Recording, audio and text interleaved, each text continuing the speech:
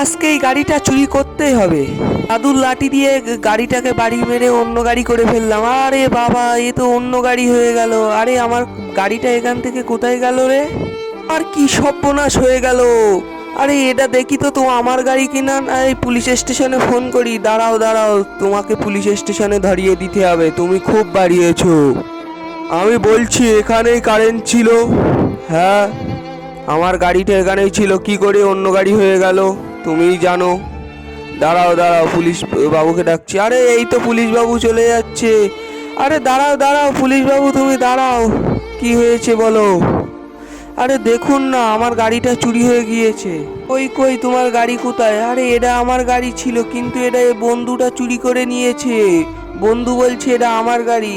তাহলে কি করা যায়? এবার তোমরা চলে যাও, এবার আমার গাড়িটা আমারই হয়ে যাচ্ছে। আরে এটা তো আমার জাদুর লাঠি দিয়ে আমার গাড়ি করে ফেলে দিল।